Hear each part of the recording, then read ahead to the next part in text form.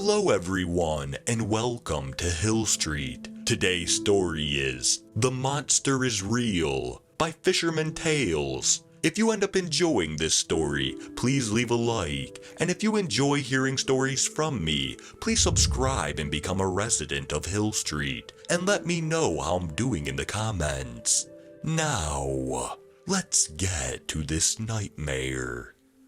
Of all the kids who lay awake at night in fear of the monster lurking beneath their bed, I might be the only one to have ever found theirs to be real.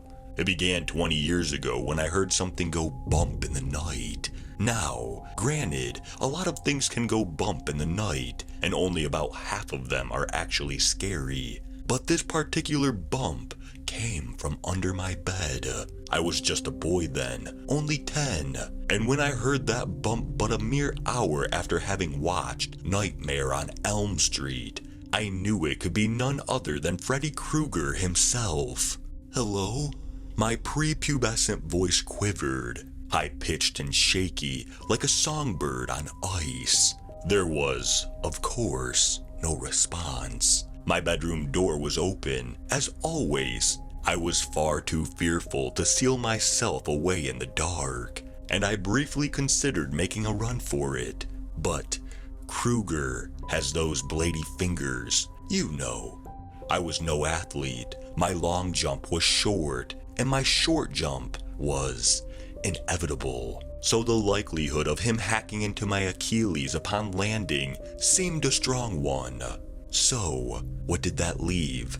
I could holler for my parents, and while at least one of them would certainly have come to check on me if I were to have chosen that course, it posted the risk that they too would be murdered by Freddy Krueger. Or they'd find nothing and think me just a silly little boy, and there was no one denying that I was in fact a very silly little boy. But this was no laughing matter. The other option, and it ultimately ended up being the one I chose, was to cower beneath the covers atop my bed, praying that Freddy would treat my Ninja Turtle comforter as some sort of impenetrable fortress. So, I ducked inside and hid, intending to ride it out until sunrise, when all of a sudden, I heard another bump.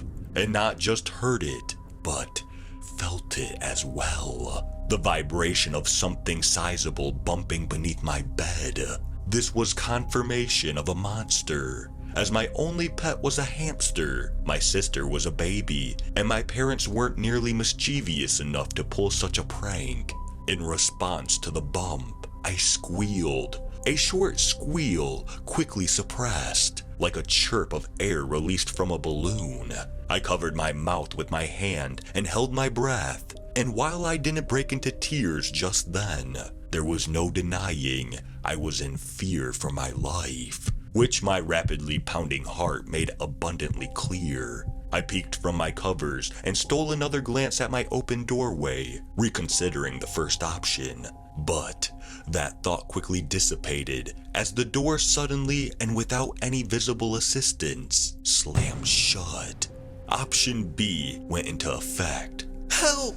I screamed over and over until my door flung open and my parents came rushing in, flicking on my lights in the process. Jacob, what's wrong? My mom, first to my bedside, asked. I searched for the words, stumbled over the ones I found, and stuttered as they left my mouth. Monster, I said. Under my bed. Mom and Dad exchanged glances with one another, as if to say, this nonsense again. But this time, my complaint came with what looked to be shell shock. And although my parents did not believe in monsters, and certainly not the kind who hid under beds, they weren't going to leave my room without first putting my mind at ease. So, Dad knelt and looked beneath my bed, and to my surprise, stood back up fully intact. No monsters down there, he said. But Freddy Krueger can blend in and kill me in my dreams. Mom looked at Dad and said, I told you not to let him watch that movie. But it's almost Halloween, Dad argued. He's only 10. I watched horror movies when I was his age. I never got scared. Mom sighed. That's because you're a psychopath, Jim. Am not. Mom ignored him and dabbed my tears away with the edge of my comforter. Sorry, sweetie. Your dad shouldn't have let you watch that movie. But it's just a movie. It's not real. But what if it is? I said. It's not. I promise. But what about the thing that was bumping against my bed? Or my door closing?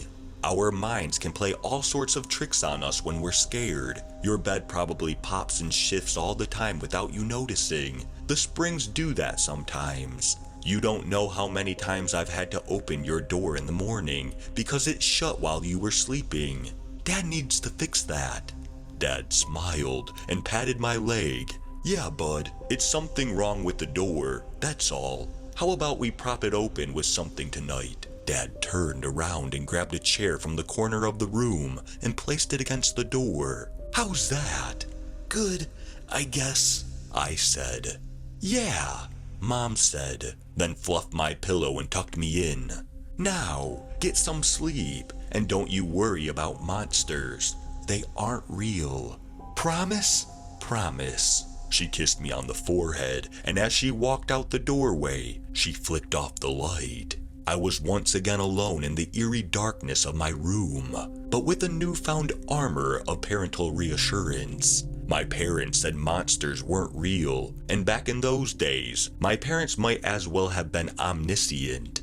But I soon learned that not to be the case. When as I laid in my bed, confident and comfortable, I heard a new noise. The sound of wooden chair legs sliding across a wooden floor, not being pushed into the hallway by a heavy door, would mean the sound was moving away from me.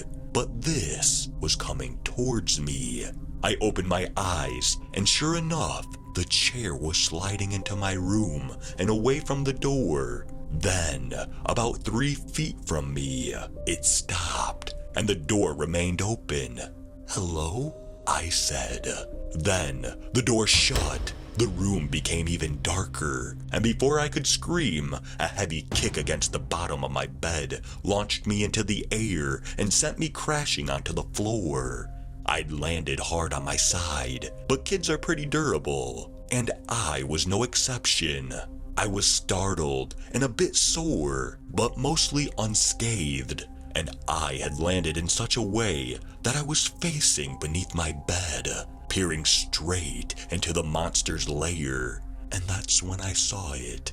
It goes without saying that despite my fears that night, Freddy Krueger is in fact nothing more than a fictional character, but I did not see Freddy Krueger. What I saw as I lay there on my floor, peering into the dark void beneath my bed, were 2 large red eyes peering right back at me, and beneath those eyes was a large, white, toothy grin. The monster did not move, it just sat there, smiling and breathing. Soon, those breaths began to pulsate and gradually become a low, hissing snicker. The monster was laughing, and I started screaming. Help! I scurried across the floor and yanked the door open and bounded down the hallway to my parents. Never again did I sleep in that room, much to my parents' dismay. I spent far too many nights nestled in bed with Mom and Dad, and when I was finally brave enough to leave their room, I moved in with my baby sister in her room, desperately pleading with my parents not to then move her into my old room. The monster is real, I told them. Years went by, and I would not budge. They even got rid of the bed and bought one that was flush with the floor, but it wasn't enough to get me to move back in. Eventually, my parents did the only thing they felt they could. They sold the house. Although they didn't believe in the monster, they couldn't convince me to think the same. And even today, my parents will talk about the time they had to sell their house because of my unrelenting insistence that there was a monster under my bed. They can laugh at it now, maybe over a couple of drinks in the company of friends. But that's because the idea of a monster under a bed is silly to them. Most would agree. But now, at 30 years old, if anyone mentions my childhood fear of the thing that lurked beneath my bed, I still do not hesitate to tell them the truth. The monster is real.